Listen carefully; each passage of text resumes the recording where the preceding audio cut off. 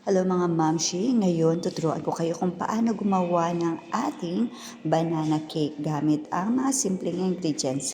So tara na at simulan na natin ang paggawa ng banana cake. Una, nag-ready tayo ng ating mga saging. So durug-durugin lang natin to, mas mainam kung medyo ripe banana na ito. Pagkatapos natin siya mapino madurog, next step naman tayo, so dito natin ihalo ang ating 1 cup of sugar. So sasalain ko muna siya para matanggal yung medyo bubuo. 1 cup of brown sugar. So pag-mix lang natin kasama ang 1 cup of cooking oil. So pwede din yung vegetable oil or canola oil. 1 cup of milk. And pagkahaluin lang natin siya hanggang sa matunaw itong sugar. Pagkatapos, lalagyan natin siya ng paunti-unti ng ating itlog. So yung itlog nga pala, 4 na piraso ito kasi gagawa tayo ng ating double mixture. So, 4 na itlog po yung ginamit natin. So, pagkahalo-haluin lang natin siya hanggang sa tuluyang matunaw yung sugar. At isusunod na natin ang ating flour. So sasalain mo natin ang ating flour para siguraduhin walang mga buo-buo ito. At pagkatapos ay lagyan na natin siya ng 1 teaspoon of baking soda, 1 teaspoon of baking powder, hinaluan ko na din siya ng 1 teaspoon of salt at cinnamon powder. So, ang cinnamon powder optional lang to kung gusto niyo siyang lagyan. Pero mas masarap kung merong cinnamon. At paghahaluin lang natin to para tuluyang mahalo ang lahat ng mixtures nito. At ngayon nga ay paghahaluin na natin ang ating dry and wet ingredients. So paunti-unti lang natin lalagay yung ating mga dry ingredients para tuluyang matunaw ito.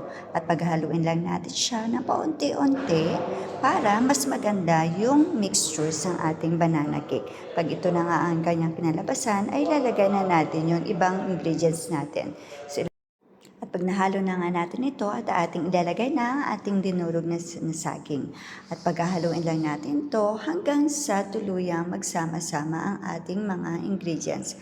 At pagkatapos nga, pag ganito na yung magiging mixture niya, ay pwede na natin siyang lagyan ng ating mga optional ingredients katulad ng ating mga choco chips or ating mga nuts. So ayan, paghahalu-haluin lang muna natin siyang mabuti para kuha na natin ang tamang mixtures ito. At ngayon naman, ilalagyan natin siya ng vanilla extract, pandagdag aroma para sa ating banana cake. At paghalo-haluin lang natin to hanggang sa tuluyang mahalo ang lahat ng mixtures. At pagkatapos ay lalagay natin yung ating pandagdag na dekorasyon. O ito nga po ay ang ating choco chips at ang ating mga nuts. So ang nilagay ko nga po ay almonds nut ang nilagay. So, at ito ay nga lalagyan na natin sa ating mga molder. Ito po palang ginawa ko ay pang negosyo ito. Maganda at mas madaling gawin ang ating banana cake. At ito nga, bago nito, ni-ready na natin ang ating oven. So make sure na ni-preheat na natin siya into 160 Celsius. So, after 20 to 25 minutes, pwede natin siyang hanguin at ito'y luto na. So, pagkatapos yung mong lutuin, ay tanggalin mo na siya sa ating oven at tikman na natin ang ating banana cake. Yan, sobrang fluffy niya at ang moisture niya. So, subukan na natin.